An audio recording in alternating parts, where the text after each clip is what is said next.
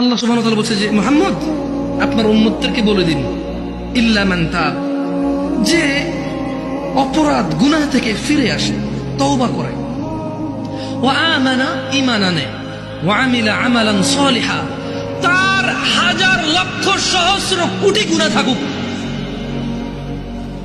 তার গুনাহ আসমানের মেঘমালা পর্যন্ত পৌঁছে যাক, এই পুরো জমিন তার একজনের গুনায় পরিপূর্ণ হয়ে যাক, ওই মহিলার গুনাহ জমিন পূর্ণ হয়ে যাক, ওই পুরুষের গুনাহ জমিন পূর্ণ হয়ে যাক।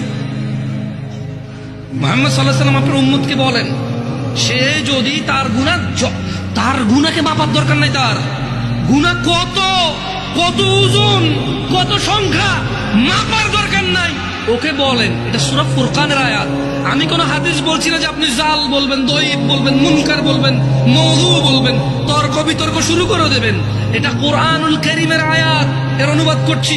আল্লাহ বলছেন যে আপনার এই উম্মতদেরকে বলে দেন, গুনার সংখ্যাও কেন গুনছে, ও ওজন কেন করতেছে, ও বেঁচে আছে না, ওর নিঃশ্বাস আছে না, ও তো মারা যায়নি, এখনো ওর জন্য তওবার দরজা খোলা আছে, ও ফিরে আসতে পারে, ও ফিরে আসতে বলেন। ও বলুক আল্লাহ যা করেছি আর করবো, তাহলে তওবা করছে, কি করছে, তওবা। এবার বলতেছি আল্লাহ তাকে বলেন ওয়া আমানা, ঈমান আনতে বলেন, ওয়া আমিলা আমালান সালিহা, ভালো কাজ করতে বলেন, এবং তাকে বলে দিন আমি আল্লাহ ফাউলাইকা ইউবাদদিলুল্লাহু সাইয়্যাতিহিম হাসানাত, তাকে বলে দিন তার পূর্বের সমস্ত গুনাহ আমি নেকিতে পরিবর্তন করব। ওয়া কানা আল্লাহু গফুরার রহিমা, কারণ আল্লাহ অতীব দয়ালু ও ক্ষমাশীল। সিদ্ধান্ত আমি চলে গেলাম, তুমি থেকে যাও, আমি এখন চলে গেলাম, তুমি থেকে যাও। তোমার পূর্বের গুনাহ 20 বছর, 50 বছর, 30 বছর, 60 বছর, 70 বছর, কত বছর তুমি জানো।